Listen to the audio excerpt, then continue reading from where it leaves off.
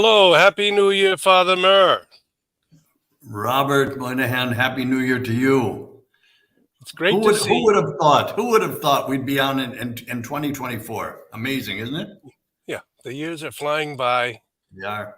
and it's like those Tempus pages. fugit. Tempus fugit, time flies. It reminds me of the pages of the gospel that were on the tomb of John Paul II in April of 2005. And there was a wind that came up over Yes. St. Peter's Square, and it turned the pages of the Gospels that were sitting on the top of his coffin. Yeah, I remember seeing that. And really, everything has been kind of a rough ride for the past 18 years since Benedict was elected, and he had a wonderful and yet many ways difficult pontificate. And then we've had the 10 years now, coming up on 11 years of Pope Francis. We're in a new year, and we're looking for ancient truths and to keep compass directions and our journey of faith. And I'm coming to you in hope that you can give some insight. I can shed some light on this. Yeah. Oh my gosh.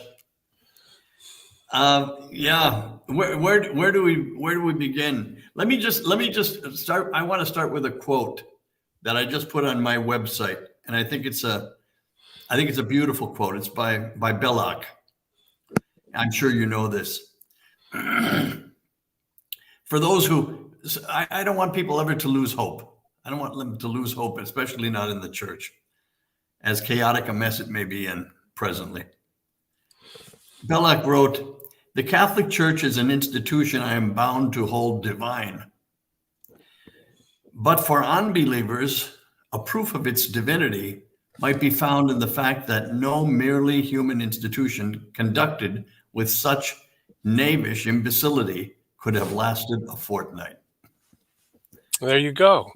I think that's a great observation.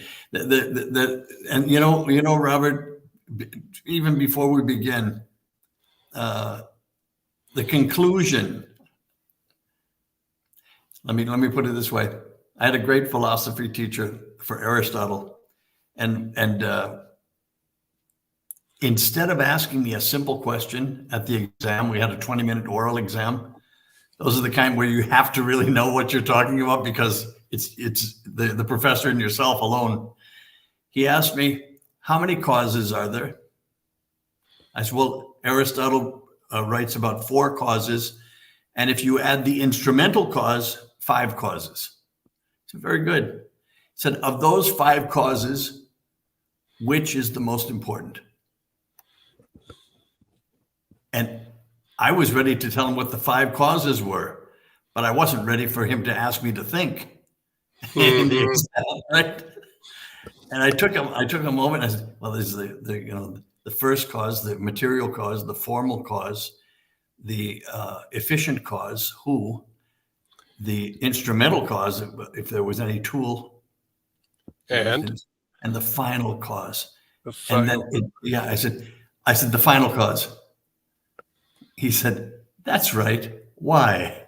I said, a lucky guess, 1 out of 5. I got it right. I said, "Because without the final cause, you wouldn't begin anything. You wouldn't begin with the material cause, the formal cause, if you didn't want what something was for." So all of that to tell you, the final cause of this program, I would think, with your approval, is a hopeful message for 2024. We want it to be hopeful. And that's why I began with this quote by Belloc, because that is hopeful.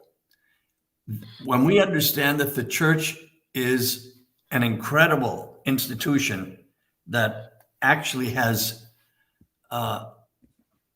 everything wrong with it. First of all, it's an institution. It's a family of sinners. You have to be imperfect. You have to be imperfect to belong. There has to be something wrong with you. You have to declare that there is to be part of it. Right? I mean, Yeah. this Imagine if you would go to IBM and say, IBM would say, we want people who are flawed for our employees. Well, that would last 5 minutes. But the church is a divine institution. We believe that, and if no other reason can bring that to reason, it's the fact that it's existed for 2,000 years. Yeah. And sometimes by the most incredibly, sometimes awful people, just incredibly, sometimes incompetent people, other times by saints, other times by people who were brilliant and wise. But it's still here with ups and downs and everything else. It's still here, and it's going to be here until the end, until the very end. And it's going to exist in heaven forever. Right. So I just wanted to inject a little bit of hope before we begin. Okay. So it's going to end up well. Right. That's not a little bit of hope. That's supreme hope. And the church is the ark. And the ark preserved humanity at the time of the flood. The church is preserving humanity and will preserve humanity on the seas of the world until the end. The final cause, I would say, is the salvation of souls. Indubitably. And the fact that we start by saying, Lord, have mercy, which is in all of our liturgies, have mercy on us, for we have sinned. And if you have a person who starts forward and says, I haven't done anything wrong, you've got a person who is inhibited even from loving other people because he's arrogant or she's arrogant. And the humility is kind of the engine out of which a kind of emotion of affection and emotion of care can turn us into a family. Now, there's all sorts of dangers and false paths that we can take, and some of them we've taken and we're taking even now. But the concept of the church as the ark that passes through across the waves of the flood and reaches finally dry land, it's carrying the treasure, which is what we are as souls, and the souls carry the treasure, which is the gospel and the worship of the Lord. And we were put here to do that, and we're going to try our best, and we help each other. And you know what else? Something else to that, Robert. You're absolutely right. But also, the ark carried the future. It carried the future in that tumultuous present of storm and rain and flood, and no other human beings, no other living life around. It held the future. And it carried the future, and that's a great sign for the church. It's why the church is called the ark. So we have hope. We do have danger. We speak of losing your soul, or selling out, or falling. And I think the word that in recent years has come often to my own mind is redemption. And at this great price, the price of the suffering, the passion of Christ and his execution on the cross, his passion and death, we can be redeemed. And when we just harden our hearts, and the whole scriptures are about hardening our hearts, we can't be redeemed. So the grace that penetrates into the hardened heart is the Holy Spirit. And the church bears that grace and testifies to that grace. But there's no doubt that there's a real struggle and there's real danger facing us. There's real betrayal. There's the kiss of Judas. There's real cowardice. There's real abuse. And so now the floor is open for 2024. Where are the needs, and where are the abuses, and where are the standards we should hold aloft that we want to state here in this first program of the year. I'm thinking one of them is that we stay with the church. We don't leave the church, no matter what. I couldn't agree more. I couldn't agree more. There are, let me just speaking quite honestly, I received a lot of telephone calls. I received a lot of emails when the document came out on blessings, the Yeah. blessing document. Thank you very much, Holy Father, for a beautiful Christmas gift. That was a lovely Christmas gift. Thank you. No, it's sarcasm. Anyway, I got a lot Maybe of calls and a lot of maybe you emails. should maybe you with should people. say what it was precisely.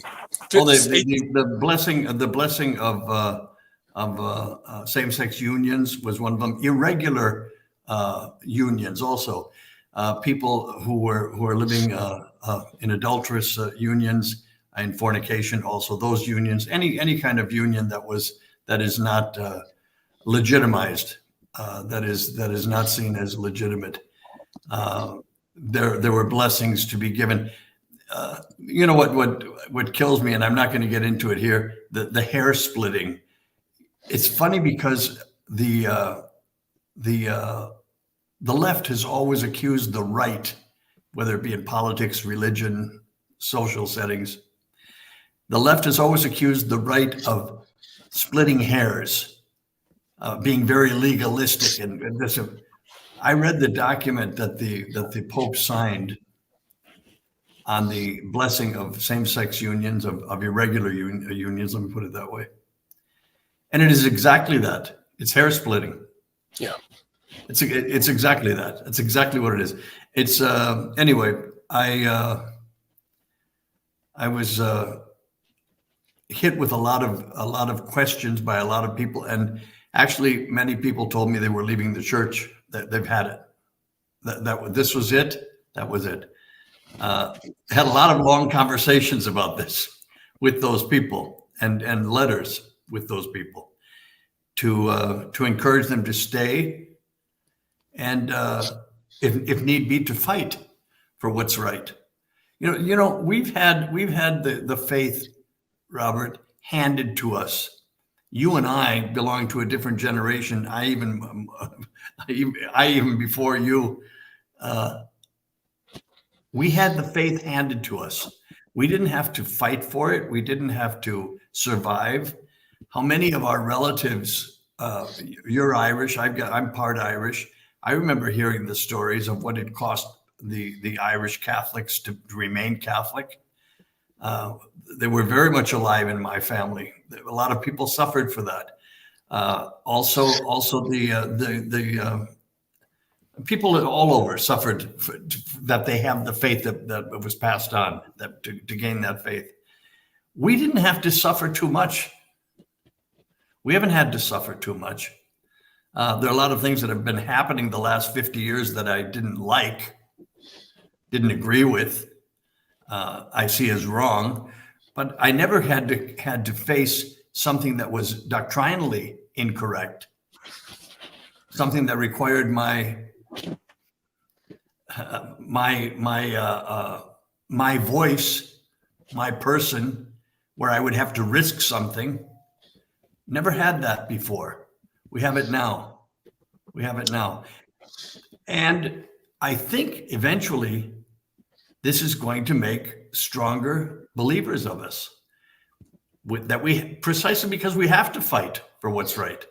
We have to fight, and we have to oppose powers to do that. Yeah. Also, there just a real quick thing, and I just had a conversation yesterday with somebody who saw the program, one of our programs, and it was very important, this point, to her as a religious. I made a point once. I said, a lot of things that are wrong with religious communities are their priorities. They put the community first. They put the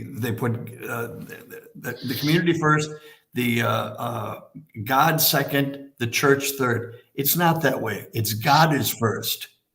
The church is second. Your particular community is third. Right?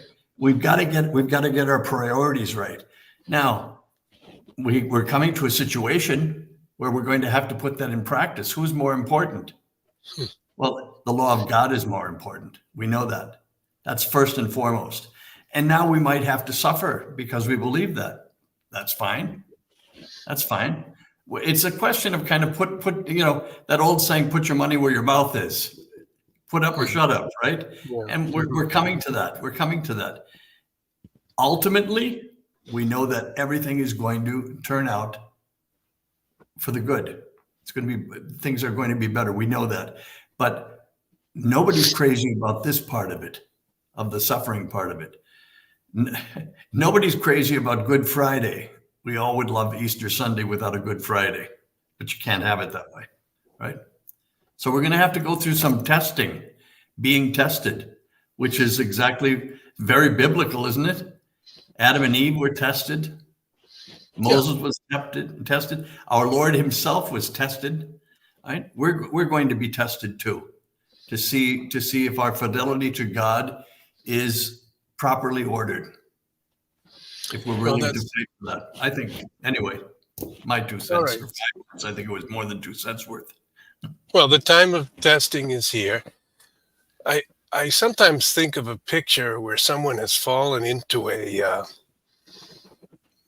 quicksand. You see those in the movies sometimes. Yeah. And they try to slide a board out so the person can hold on, and the person is sinking down to the shoulders, down to the chin. Yeah. And now, in our particular circumstance, what we're going to do is give a blessing.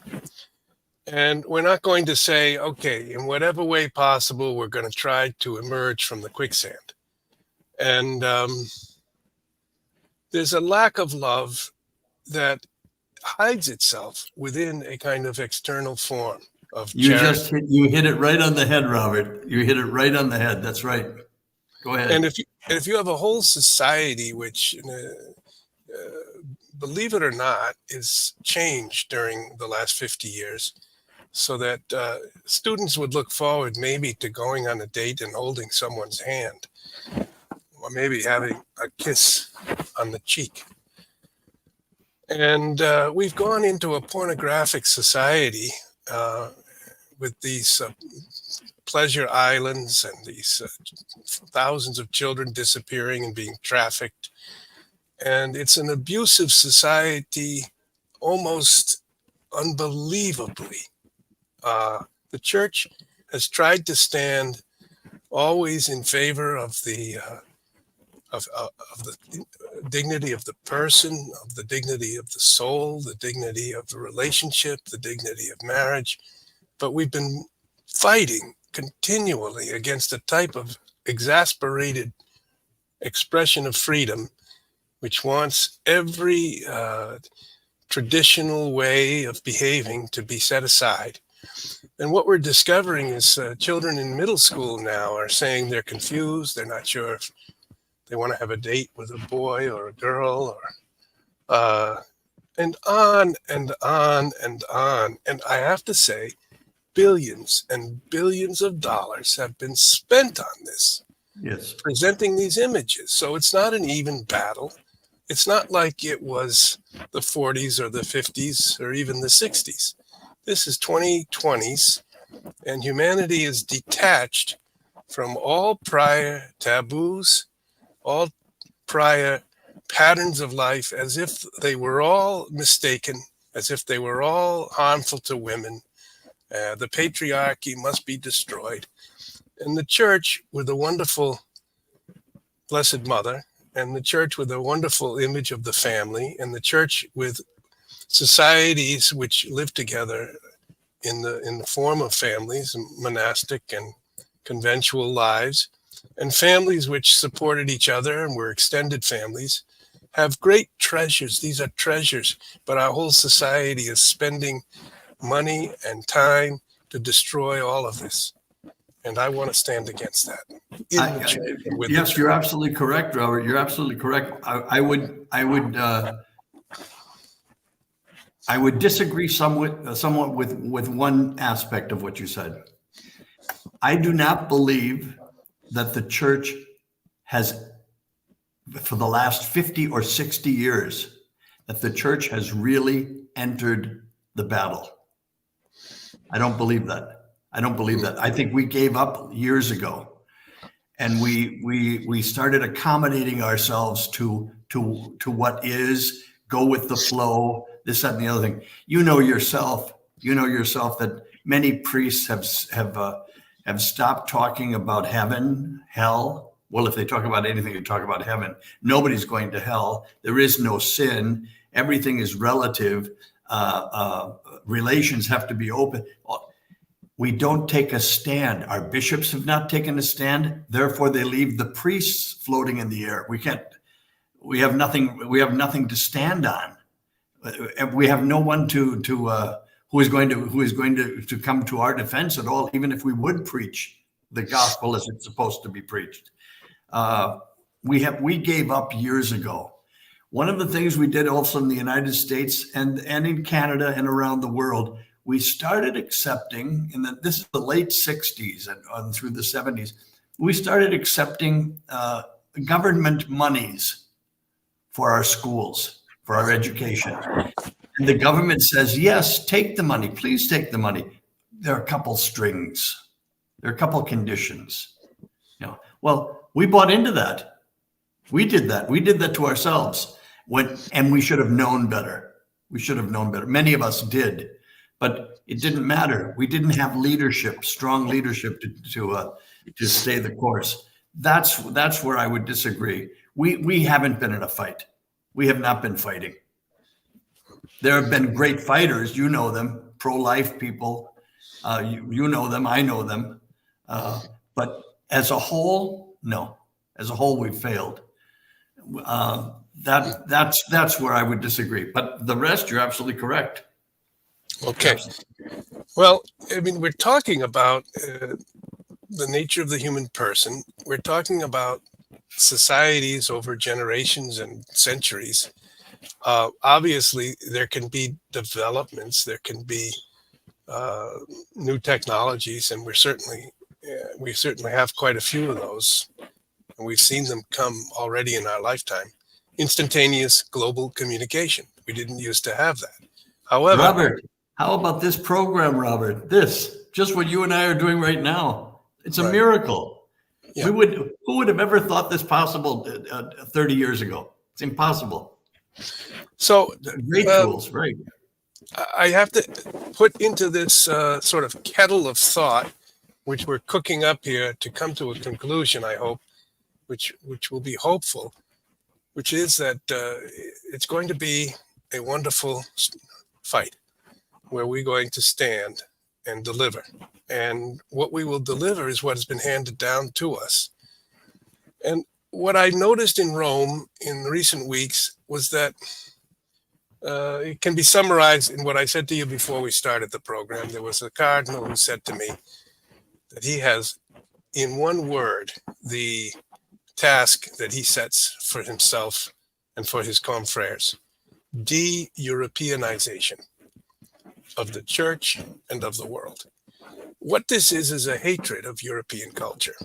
And it's a misunderstanding that what the church had by being rooted in Rome. They don't even want the Vatican to be in Rome. They don't want Rome to be in Italy. They don't want Italy to be in Europe. They say they want. Well, that's kind of funny because I'd rather they not be anywhere. Well, that would work too.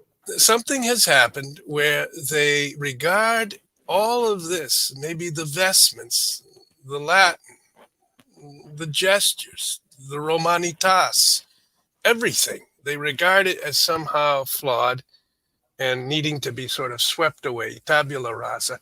And they want someone to come in from Argentina, which I take myself, however, as a society generated by Europe, by the immigrants. Of course it is. Into Latin America, because their Spanish culture, language, or Brazil with Portuguese. But they have an idea. It's a notion that Europe produced a very flawed culture, tending towards fascism and tending toward capitalism. And they want it to be replaced with Cambodian or with Tunisian or something. And they are committed to that. They think that the erasure of this evil European heritage will liberate humanity into a kind of global butterfly. And Really? yeah, Really? yeah, they believe it. What are they smoking? What are they smoking? Well, This is they really, ridiculous. It's ridiculous. It's not going to happen, and you know it. And I think basically they know it too. But I live in Europe. I've talked to Europeans who have been for many years under socialism. This is the problem with socialism. Socialism destroys. It destroys. It's a system of destruction of the individual toward a society that is going to be run by oligarchs. That's it. You're just long. The king is dead. Long live the king. That's it. It just changes crowns, and it's a dictatorship. Always, the left is a dictatorship. When they get into power, it's a dictatorship you're dealing with. They have been putting into education, and we have been doing the same thing in the United States. It probably began more with us than with them. The idea of shame.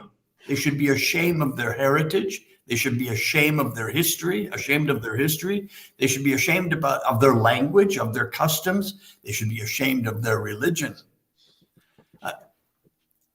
Who says, just stop for a moment and say, what are you talking about? Why would we be ashamed of any of these things? Are you kidding me? What? We should be proud of them. To the contrary, not ashamed, be proud of them. Yeah. It changed the world. It brought the gospel to pagans, heathens all over the world. It gave dignity.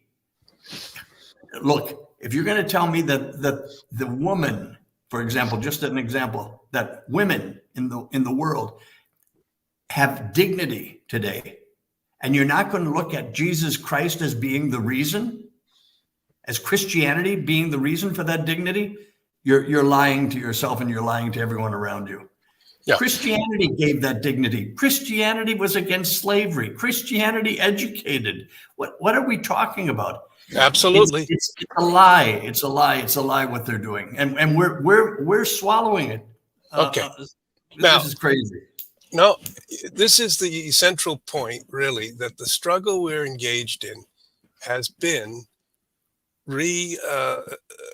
represented to the world in such a way that what was producing thoughtful, kind, order, liberty has been depicted as oppressive, narrow impediment to human development.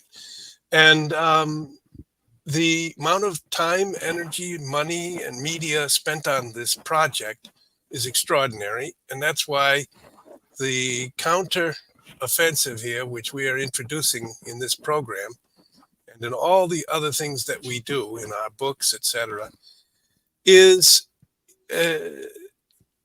a David against Goliath effort. It's not that these European rooted efforts to read, to write, to have universities, to have hospitals, to remember the scriptures and the prophetic books, to teach and to implement the Beatitudes of Jesus.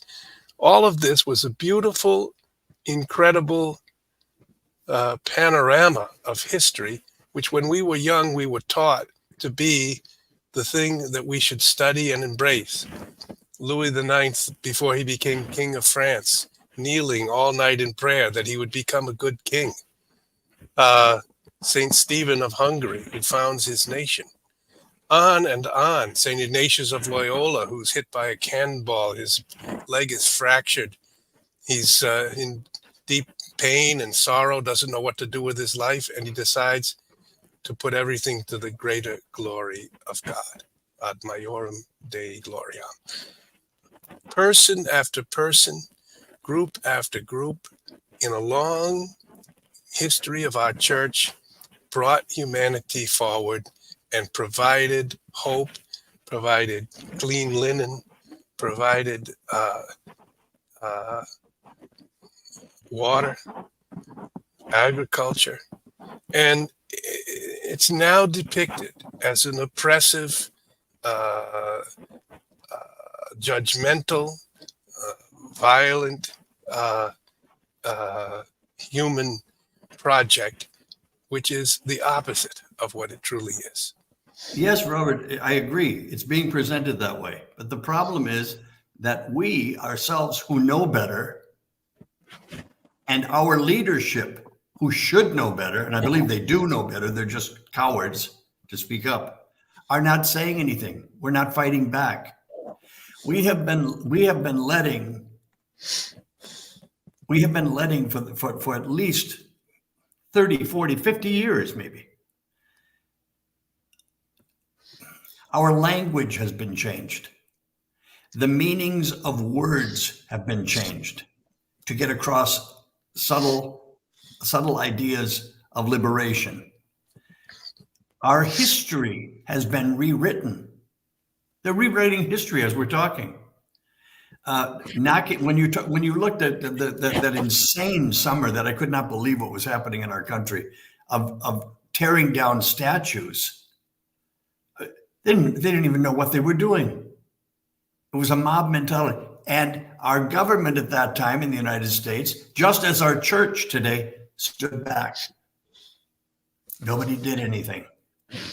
This is exactly, which leads me to believe, Robert, that it's not just that they stood back because they were afraid or they stood back because they were intimidated. They stood back because they're on that side. This is the scariest part.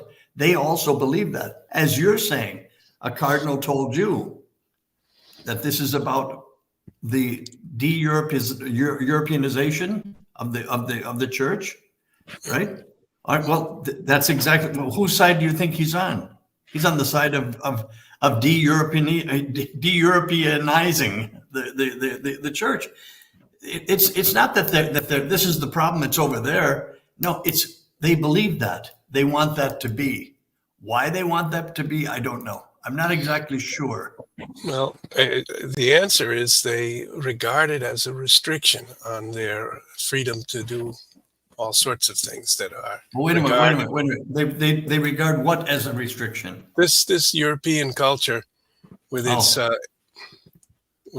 moral principles, with its sort of ordered liberty, is a restriction on the anarchic freedom that they want to engage. Well, I don't. Why is everyone coming to Europe and coming to America? Why do they do that? Because it's so bad? Come on. I mean, it's time to get real. And I'm very disappointed with our church, to tell you quite frankly, because our church is not leading the way back to reality. Yeah. We're not doing anything. We're not doing what we should be doing. Okay, so the necessity now, no question, is a kind of stand where we are and recover our sense of pride and self-respect, not just for what we've done, but for what our fathers and ancestors did, that often required great sacrifice, and not allow it to be completely and utterly destroyed. Robert, I think I told you before that when I was in San Francisco, I lived right across the street from the University of San Francisco, a fine Jesuit institution. I had contact with many students from that university, a lot, because I lived right across the street and the house was open to them always.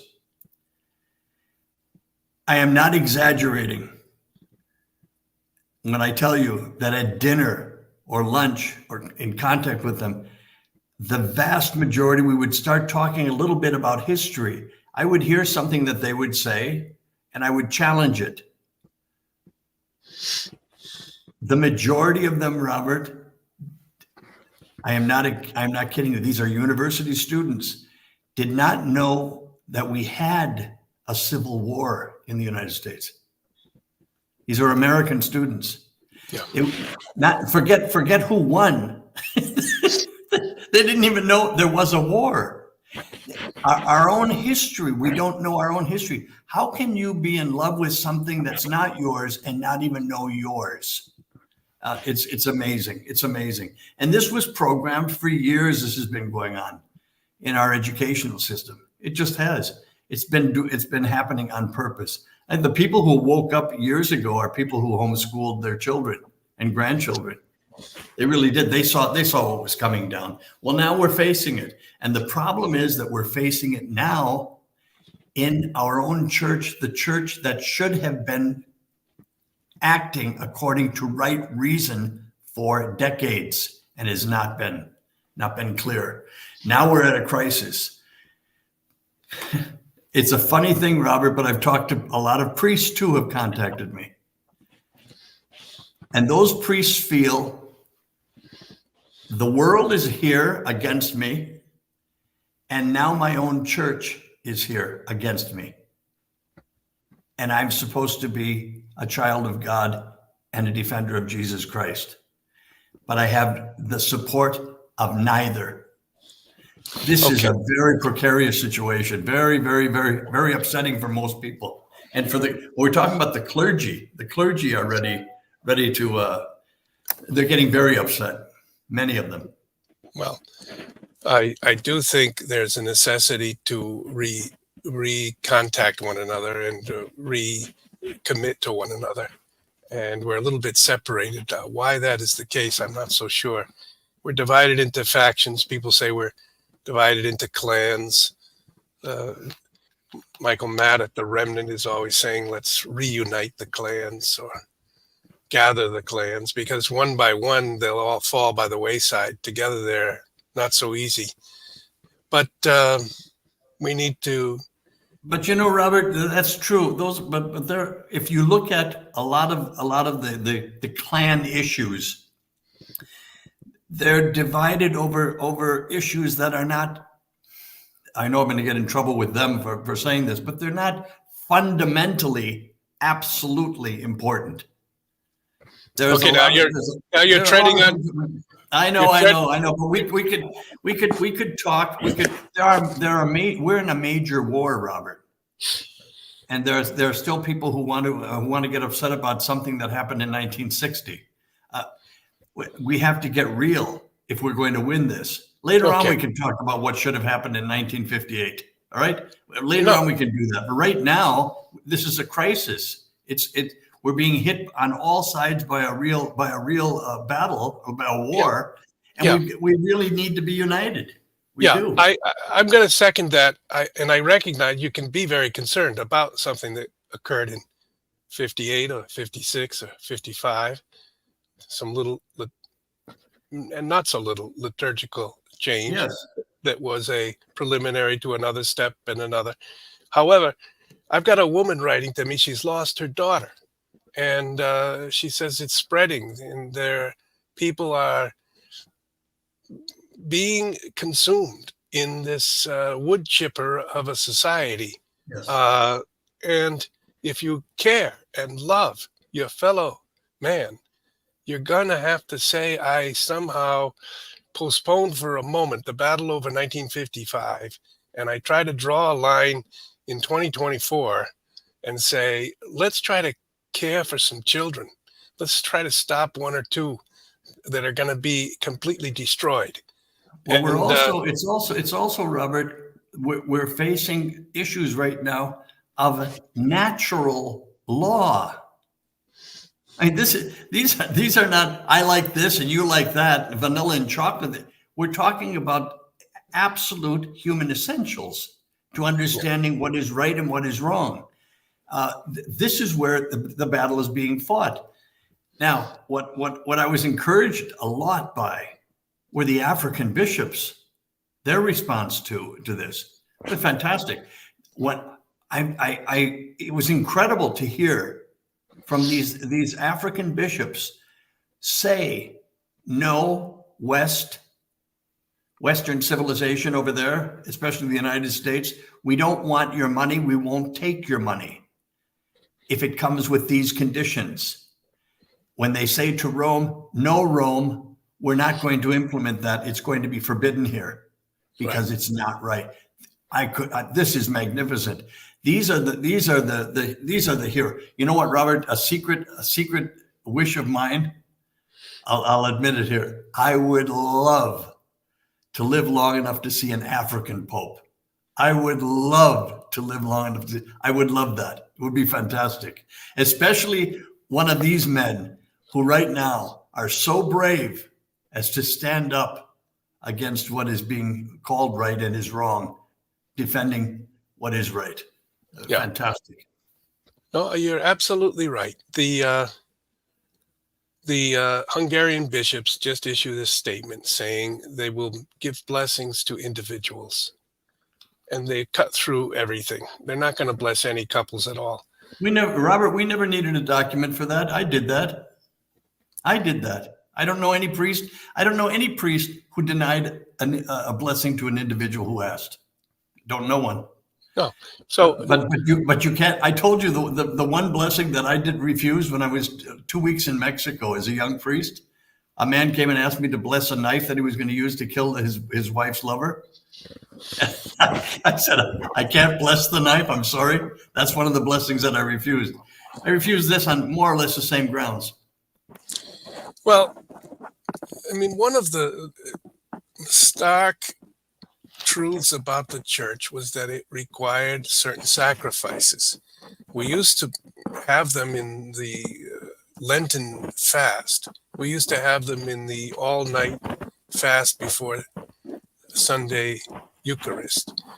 We used to have them in the giving something up and say, my will wishes every pleasure, but I'm going to give something up out of love of God and neighbor.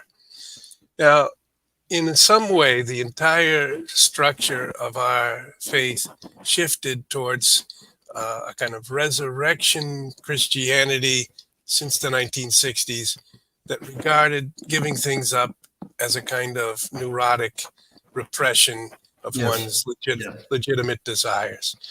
But all through human life, you have to give something up to proceed forward. And I once knew an ice skater, a figure skater, who skated beautifully, was on the American Olympic team. And I said, what did this cost you? And she said, 5 hours a day since I was 5 years old, sometimes with my feet bleeding in the skates.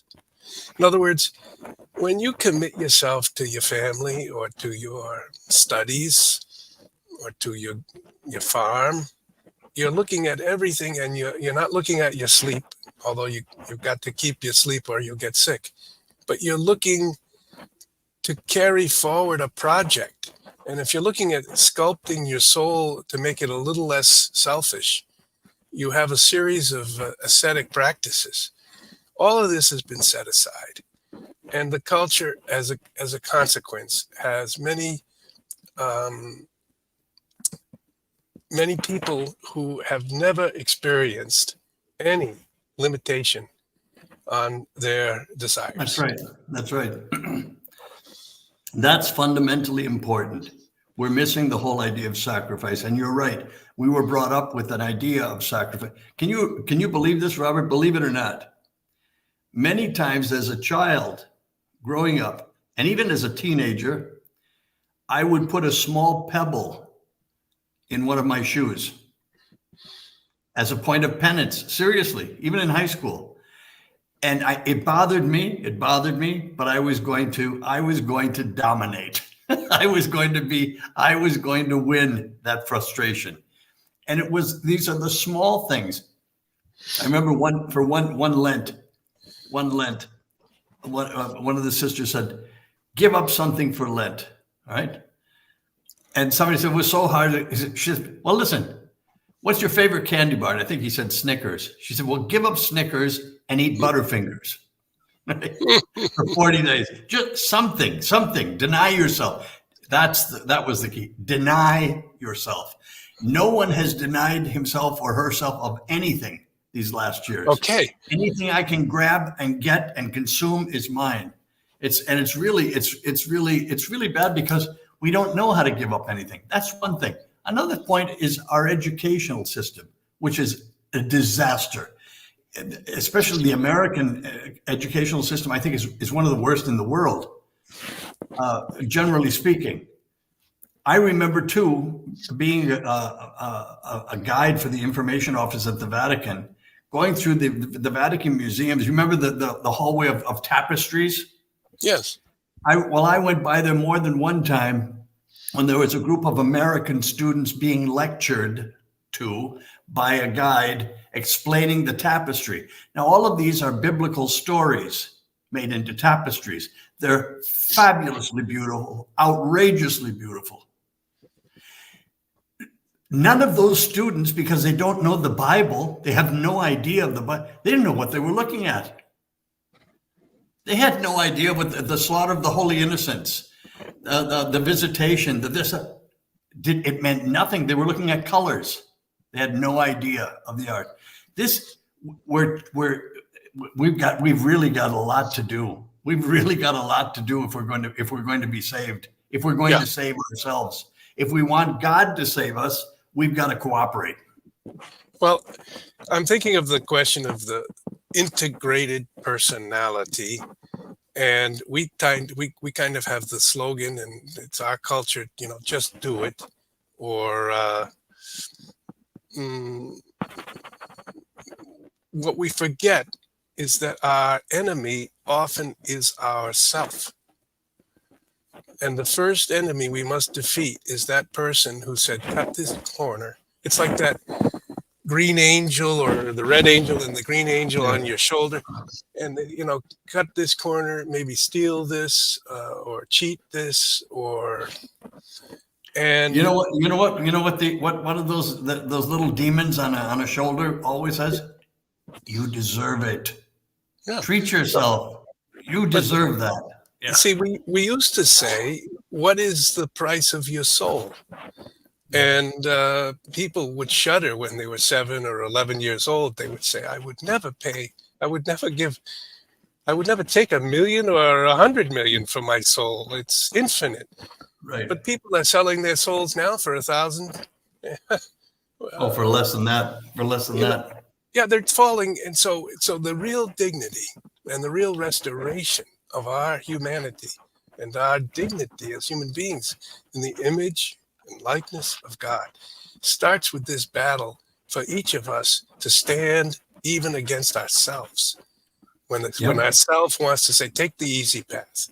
My father always said, take the hard path. I didn't always think. There was an old Chinese saying. It was an old Chinese saying that I learned in San Francisco.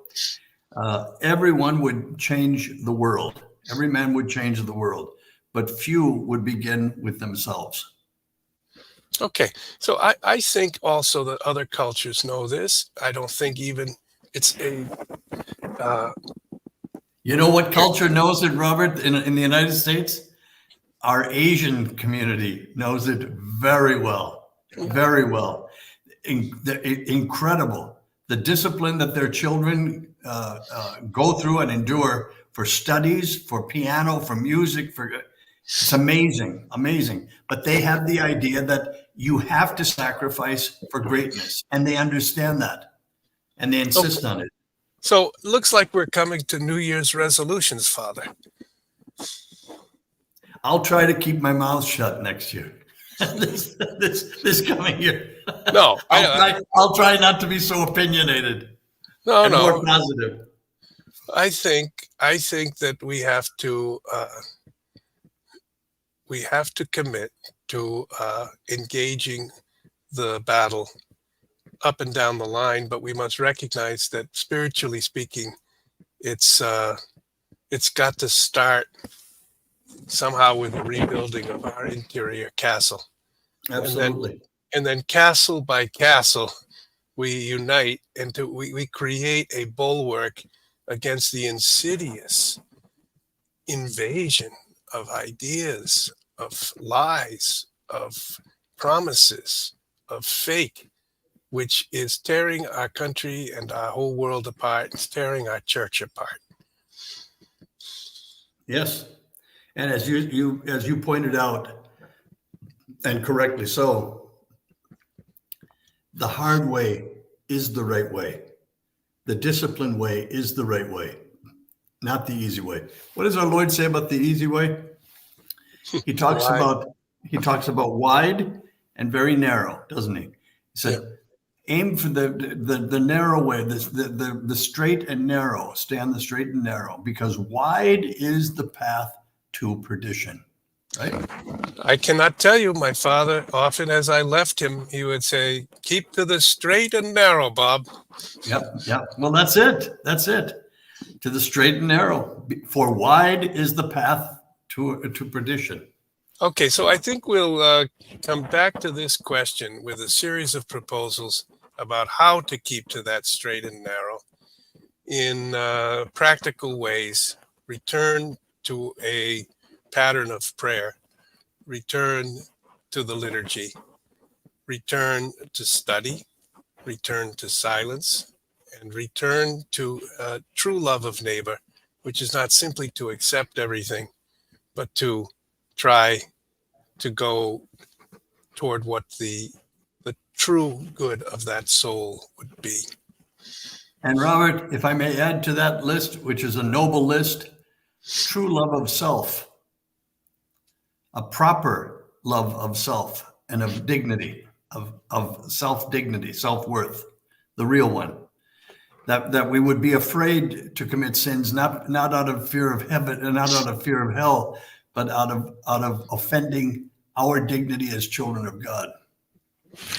All right. So in those terms, we will bring our conversation to a conclusion, our first conversation of 2024. We have many challenges we face. We are not afraid.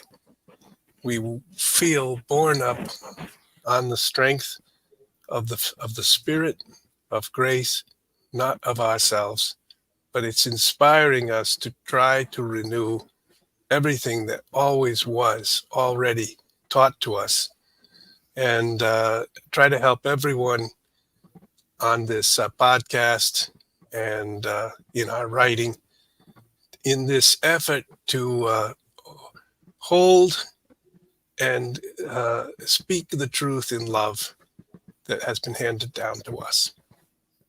Absolutely. I second that. Stay well, Robert. God bless us. All right. We'll see you next week. Okay. Bye, Father.